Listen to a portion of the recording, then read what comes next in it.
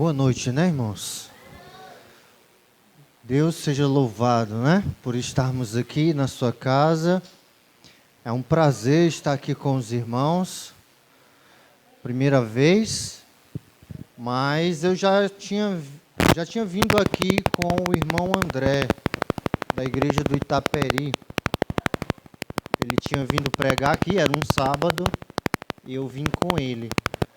Aí quando eu entrei ali, eu já me toquei que era a igreja que ele tinha vindo. Né? É um prazer estar aqui com os irmãos. Eu me chamo Araújo. Até uns 3 meses atrás, eu era da igreja da Parangaba. No momento, estou na igreja do Industrial, certo? E moro ali no José Walter, na 4ª etapa ali, certo? E muito bom estar aqui para compartilhar a palavra de Deus com os irmãos, tá bom?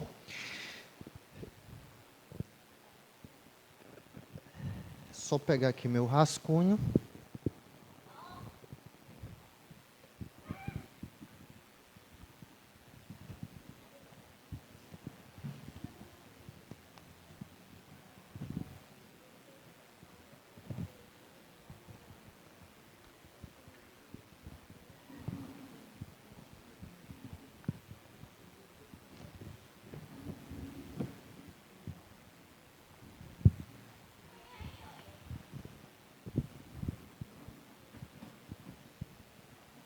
Obrigado, viu?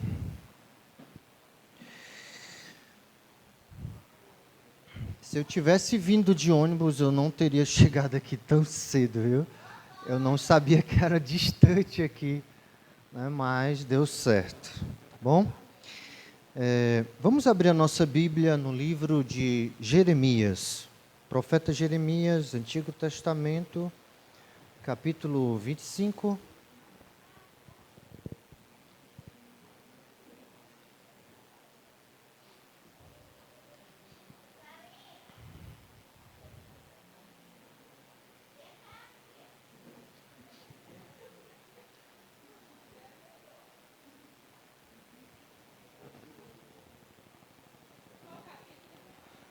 Jeremias, capítulo 25.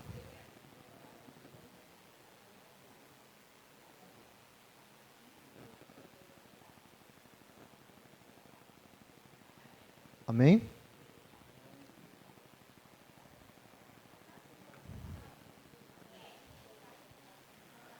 Jeremias, capítulo 25, verso 11 e 12. Na minha tradução, que é NVI, diz o seguinte, talvez seja um pouco diferente da sua. Toda esta terra se tornará uma ruína, desolada, e essas nações estarão sujeitas ao rei da Babilônia durante 70 anos. Quando se completarem os 70 anos, castigarei o rei da Babilônia e a sua nação, a terra dos babilônios, por causa de suas iniquidades, declara o Senhor, e a deixarei arrasada para sempre. Amém? Oremos, querido Deus.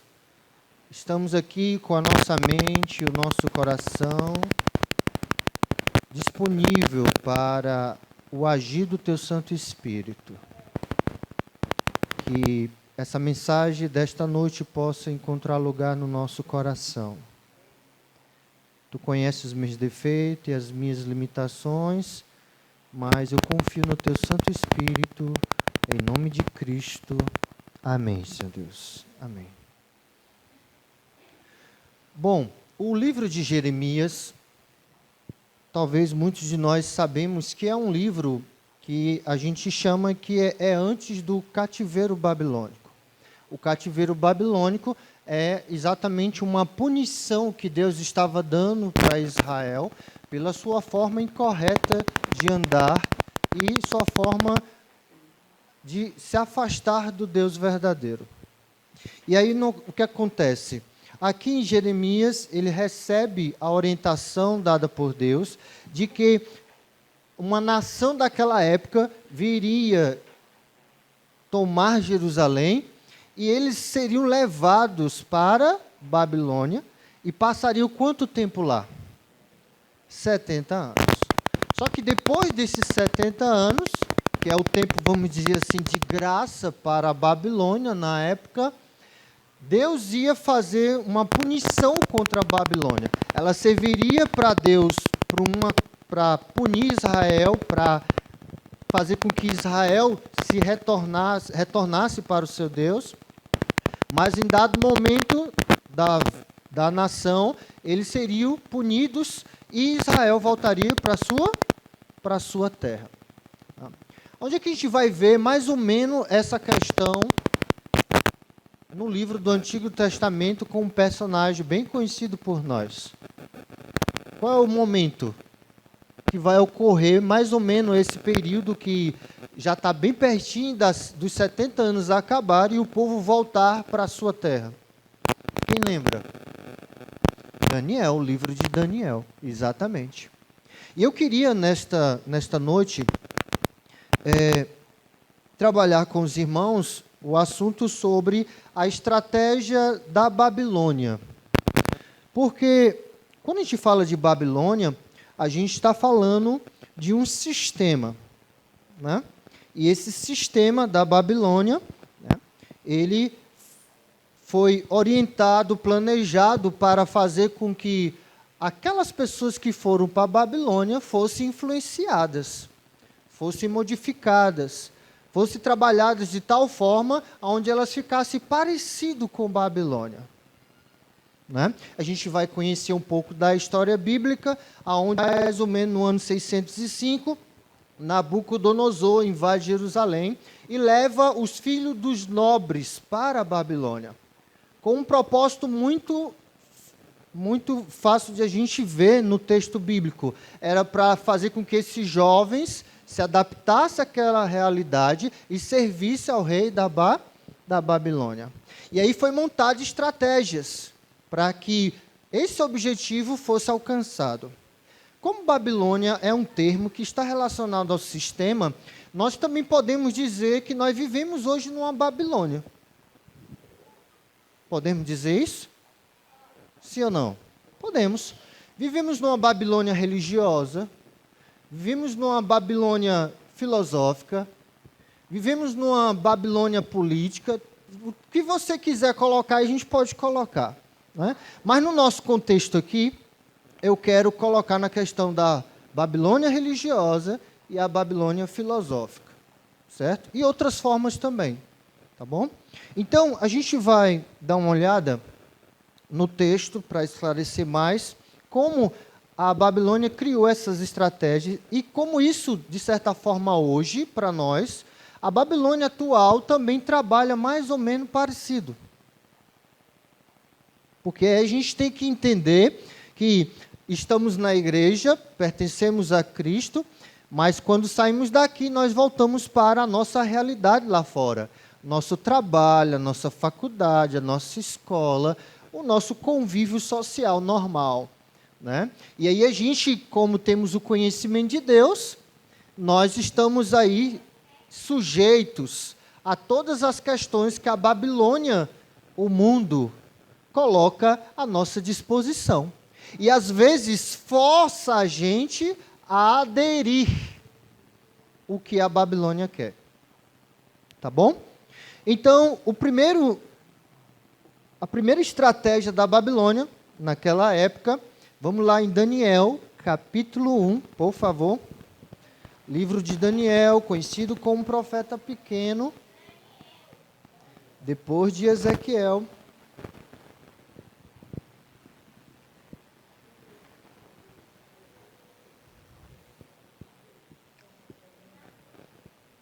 Amém?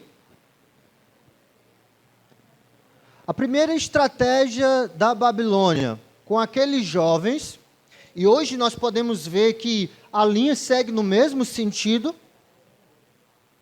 porque as escolas, que é o foco aonde se guarda, se ensina e se produz a cultura, né? E outros meios também do social, então nós podemos ver que também segue uma mesma linha de raciocínio. Então, Daniel capítulo 1, verso 4, diz o seguinte: jovens sem defeito físico, de boa aparência, cultos, inteligentes, que dominassem os vários campos do conhecimento e fossem capacitados para servir no palácio do rei. Eles deveriam ensinar-lhe a língua e a literatura dos babilônios. Então, a primeira estratégia aqui da Babilônia, com aqueles jovens, foi causar uma influência neles de tal forma, através da cultura babilônica, que está relacionado à língua e à literatura. Então, a cultura daquela nação seria transferido para aqueles jovens, já que eles eram hebreus. E eles não conheciam aquela realidade daquela nação. E aí eles teriam que ser, de certa forma, moldados. E a única forma de fazer isso era ensinar. Ensinaram a língua e a literatura, a questão cultural da Babilônia. E a gente vai observar, né, que no mundo hoje, nós podemos ver isso claramente, né? Hoje, a cultura, o social, ele prevalece, né? Principalmente na questão da escola também, né? E aí, no caso, nós, como filhos de Deus, nós devemos considerar a cultura em que vivemos, sim, porque nós somos brasileiros, infelizmente, nós herdamos algumas coisas bem ruins das 3 nações que vieram para cá, né? E aí fez essa mistura cultural nossa, e aí somos moldados a essa cultura, né? E algumas coisas são bem interessantes de a gente seguir, praticar, porque nós pertencemos aqui a esse mundo, a esse social, a esse país, mas existem muitas coisas em que nós não temos o dever, a obrigação de fazer, como servos de Deus. Porque a estratégia da Babilônia é exatamente focar você na cultura. A cultura sendo mais importante do que qualquer outra coisa. Porque o mais importante é o social. Né? E aí, no caso, você, através dos meios sociais, a gente vai aprender a literatura, questões de comportamento e outras questões mais, palavras, etc., etc., a gente vai sendo influenciado. Rousseau, que é um defensor, né, da parte educacional, ele diz que o homem, né, ele é influenciado pelo meio que ele vive. Né? Não precisa nem a gente ser filósofo para entender isso. Né? Porque tudo que nós somos aqui é resultado da nossa cultura. Quer ver um exemplo? Você come cachorro? Mas se você tivesse nascido no Japão, você comeria cachorro? Sim. Porque lá eles fazem isso. Você entende? Então, conforme a cultura em que vivemos, nós somos moldados a ela. Então, a gente precisa ter um equilíbrio nessa questão, porque a Babilônia também trabalha com a questão da forma cultural como meio de moldar a cada um de nós. Tá certo? Então, existem as coisas boas e as coisas negativas. A segunda estratégia da Babilônia, Daniel, capítulo 1, verso 5. Daniel, capítulo 1, verso 5. Diz: de sua própria mesa, o rei designou-lhe uma porção diária de comida e de vinho. Eles receberiam um treinamento durante 3 anos e depois disso passariam a servir o rei. Veja, a estratégia aqui da Babilônia era muito simples. Veja, primeiro era influenciar de fora para dentro. externamente. Possibilitar a mente daqueles jovens a cultura da Babilônia. Possibilitar o conhecimento deles, aquelas realidades babilônicas. E aí, de certa forma, os seus pensamentos serem mudados, transformados. Certo? Se acomodarem àquela forma de pensar. Agora, imagine se eu pudesse influenciar você de dentro para fora. Seria interessante? Teria como fazer isso, irmão? Sim ou não? Os irmãos estão calados. Eu estou falando alguma coisa estranha? Não, não, né, irmão? Imagine se eu pudesse influenciar de dentro para fora. É exatamente o que está ocorrendo aqui. Veja, o rei manda o quê? Fazer uma porção específica, não é isso que ele está dizendo aqui? De sua própria mesa, o rei designou o quê? Uma porção diária de comida, de vinho, e receberia um treinamento durante 3 anos. Depois disso, passaria a servir o rei. Então, veja. Você já parou para pensar por que a igreja ela se preocupa tanto com a alimentação?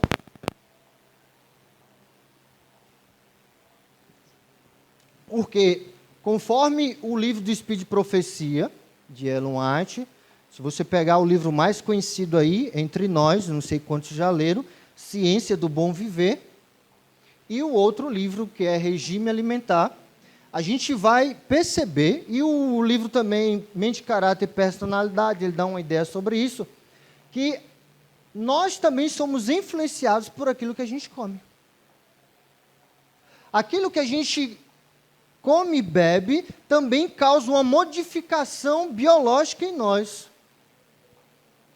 Por isso que Ellen White, por exemplo, vai dizer no livro Testemunho Seleto, volume 7, só para você entender o que eu estou querendo dizer. Ela diz que quando tiver comissão na igreja, a gente não pode ir com o estômago cheio. Eu achei invocado quando eu li isso, quando ela disse isso. Por quê? Porque quando você está com o estômago cheio, a sua mente ela vai se focar no processo digestivo. Então, a sua mente ela vai ficar o quê? Mais lenta, vai ficar mais pesada. O raciocínio, a percepção mais difícil.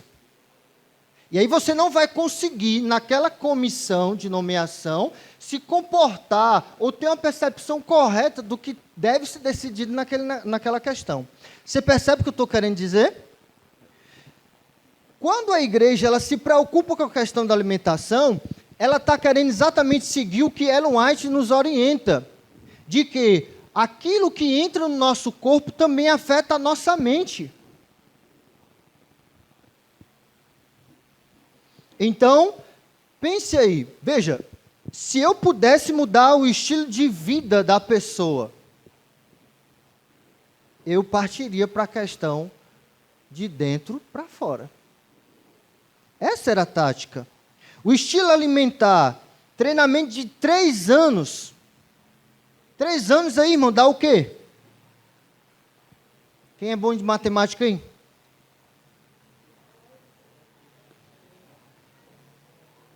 Três anos é muito tempo? É, não é? Você já observou, por exemplo, por que o enriquecimento espiritual é 40 dias?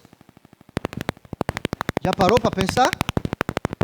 Porque 40 dias, segundo alguns livros que falam sobre a questão do caráter, alguns livros que falam sobre a questão de hábitos, especificamente, ele diz que para você formar um hábito, você precisa pelo menos de 40 dias. Aqui foram 3 anos, meu filho. Imagine você 3 anos jogando dentro do seu corpo coisas que não são bom para ele e modificando a questão da sua mente e gerando outras questões no seu corpo. E 40 dias você é necessário para você formar um hábito. Só 40 dias. E aí a gente percebe como essa influência ela foi importante, essa estratégia da Babilônia. Então, o comportamento fixo do caráter ou do hábito, necessário 40 dias para você fixar ele. E hoje a gente observa que o mundo hoje em que vivemos, ele trabalha exatamente nesse sentido. A Babilônia atual, ela trabalha na questão de que o que você come não é importante. E aí você acaba seguindo o mesmo ritmo. Por quê? Porque o fulano, beltrano, cicrano, não sei quem, faz, por que eu não posso fazer? Né? Mas você tem que seguir o outro? Não, você tem que seguir o quê? O que a palavra de Deus diz. Não é o que o outro... Ah, eu vi ali o pastor tomando Coca-Cola. Problema dele, ele com Deus vai se resolver. Agora, só porque ele está tomando, eu vou tomar? Não é? Não vou. Você entende o que eu estou querendo dizer? Então, hoje, o inimigo, com o sistema da Babilônia, ele quer causar essa modificação interna em você, através da alimentação. É por isso que a igreja, ela trabalha com essa questão, para que você possa manter o seu corpo saudável, a sua mente clara, fácil de perceber as coisas, ser sensível àquilo que Deus está dizendo para você. Porque se você ler alguns livros da Ellen White, ela vai, por exemplo, dizer que quando nós nos atentamos para esses estilos alimentares, a nossa mente é embotada. E aí, por isso, o cuidado que a gente deve tomar. Bom, a terceira estratégia da Babilônia está lá em Daniel, capítulo 1, verso 7.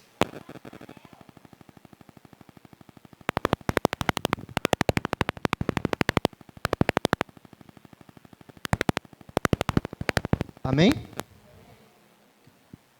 Daniel, capítulo 1, verso 7. Você conhece a história. O que foi que Daniel fez? Ou melhor, os jovens, quando foram estipulados a alimentação, o que foi que eles fizeram? Eles comeram? Não. Eles optaram pelo quê? Pelo que Deus queria que eles fizessem. O que a mãe e os pais, a família dele ensinaram. O correto. A terceira estratégia está em Daniel 1,7, que diz assim: o chefe dos oficiais deu-lhes novos nomes. A Daniel deu o nome de Beltesazar, e Ananias, Sadraca, Misael, Mesaque e Azarias, Abidnego. Você pode estar se perguntando, irmão, qual é o sentido aqui da questão da mudança do nome? Você sabe que todo nome hebraico, ele é dado porque ele tem um significado por trás do nome. Né? E a maioria dos nomes hebraicos, eles têm um significado no sentido de honrar o nosso Deus verdadeiro. Se você for fazer uma pesquisa aí em casa, no Dr. Google, você vai ver que cada nome desses personagens, eles estão honrando o nosso Deus. Ora, para mim fazer uma mudança, a estratégia da Babilônia, eu tenho que adaptar a religião deles. Eu tenho que fazer da religião deles uma coisa tipo assim, mais ou menos. Né? 50% aí, vamos... Você está entendendo? E aí, trocaram o nome deles por nomes babilônicos. E os nomes babilônicos, quando você vai ver os significados, estão honrando quem? Aos deuses babilônicos. Isso também é um fator religioso. Então, veja, se eu não posso mudar à força aquilo que você pensa no sentido religioso, então, aos poucos eu vou adaptando as coisas para, aos poucos, você mudar o seu pensamento em relação à sua religião. Ah, mas aqui não tem nada a ver. Vamos só mudar isso daqui. Né? E aí vai causando essas adaptações, essas mudanças, né? E daqui a pouco vai chegar um ponto da nossa vida onde a gente vai achar normal. E aí que está a estratégia da Babilônia. Para a gente finalizar, Daniel capítulo 9, verso 2.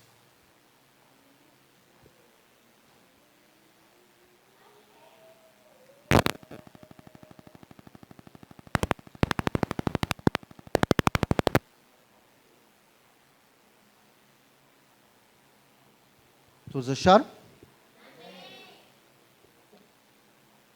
Daniel, já aqui na oração dele sobre o capítulo 8 de Daniel, que ele tem a visão, né, do bode do carneiro, e em meio a essa visão, tem uma parte da visão que nós conhecemos como Daniel 8,14, que não é explicado em Daniel 8, que o texto de Daniel 8,14 diz até 2.300 tardes e manhãs, e o santuário será purificado.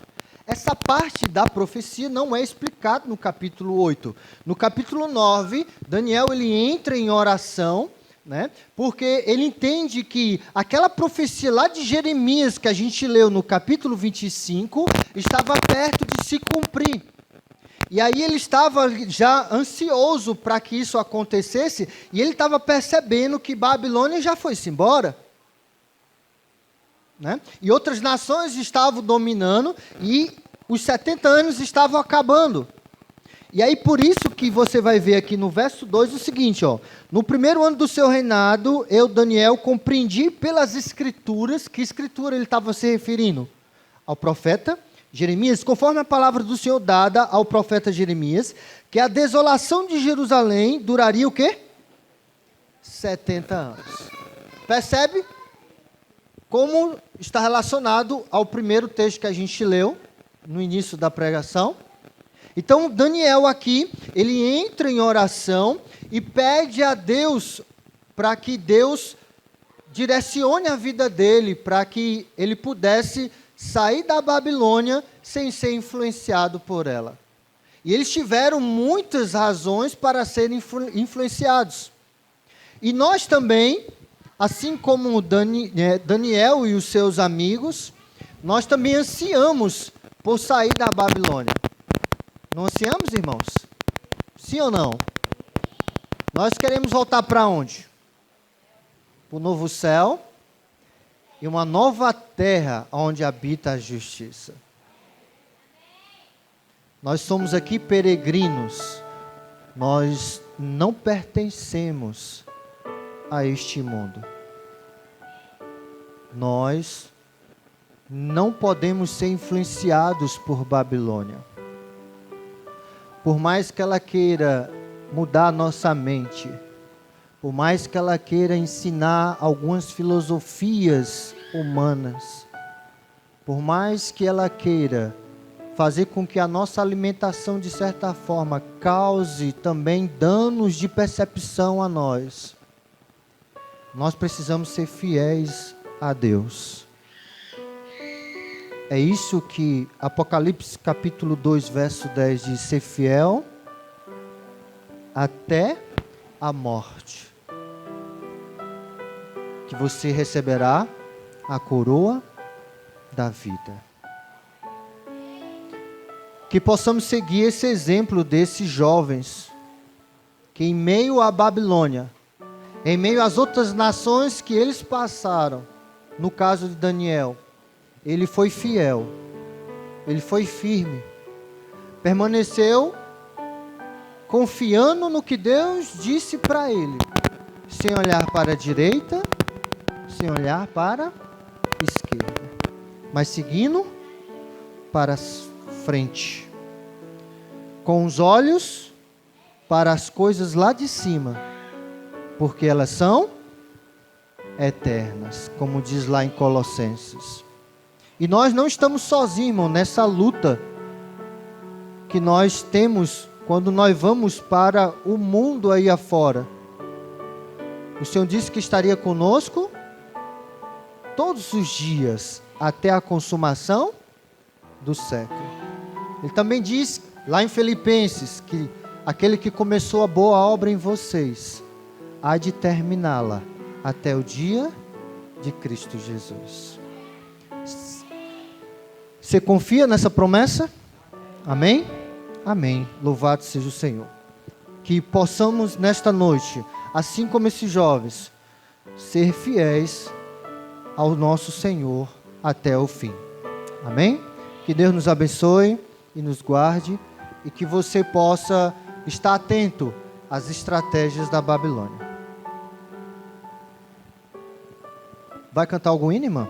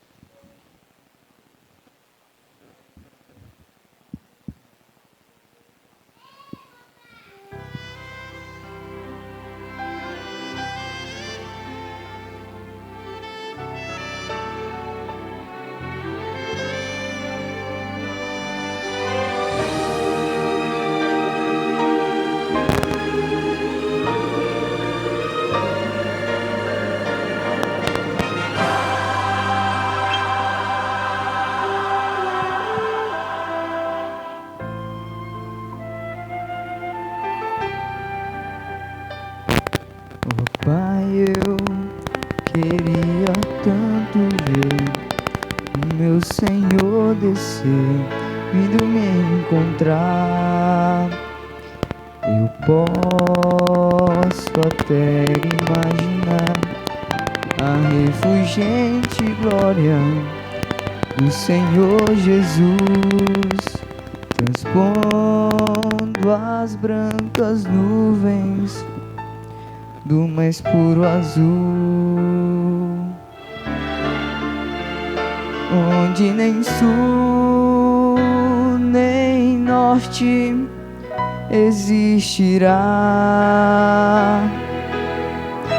E em meio às lágrimas, sorrisos de alegria e de prazer. Eu era cego, agora eu posso ver, contemplar, enfim. Por isso eu canto glória, glória ao autor da minha fé. Glória ao autor da minha fé.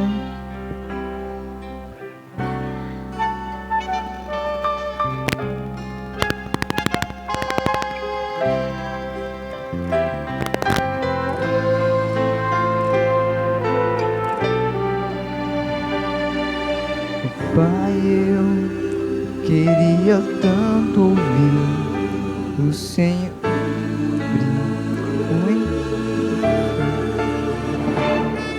e ver amigos que um dia em Cristo feitos meus irmãos. Agora sim podemos dar as mãos, pois temos somente um só Senhor. Eis o consolo que envolve a minha vida, meu Senhor Jesus, que foi morto sim naquela cruz. Voltará, enfim. Por isso eu canto glória, glória, glória ao autor da minha fé. Glória, glória ao autor da minha fé.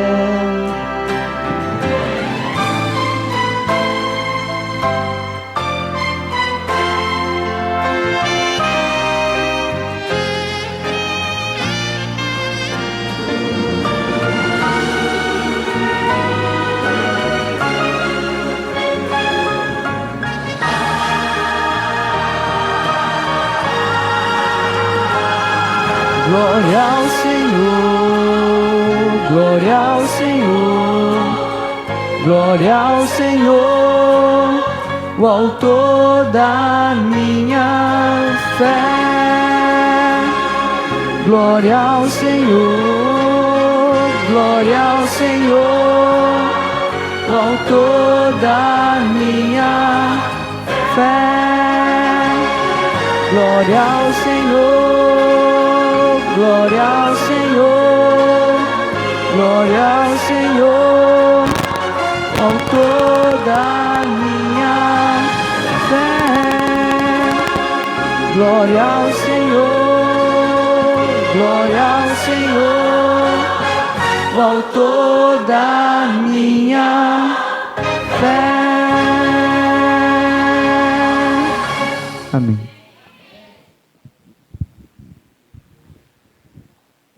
Oremos então.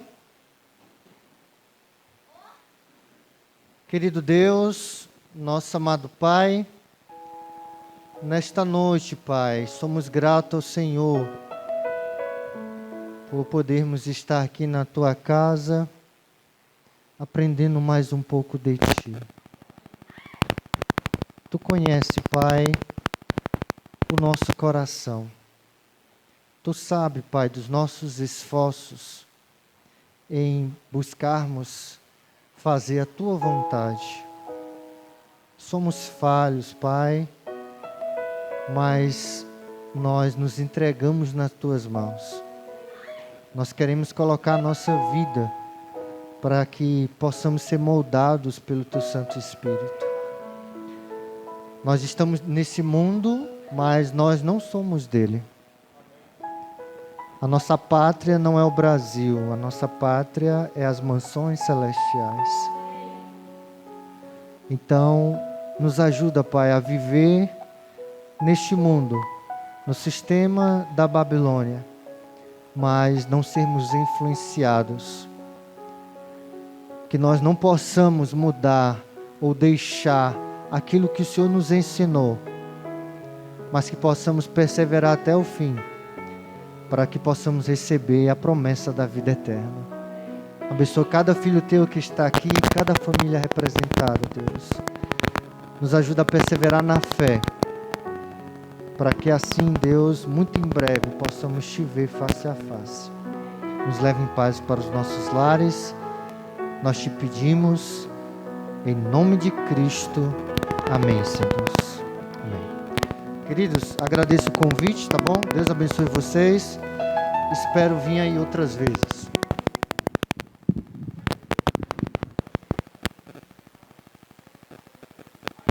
Aqui.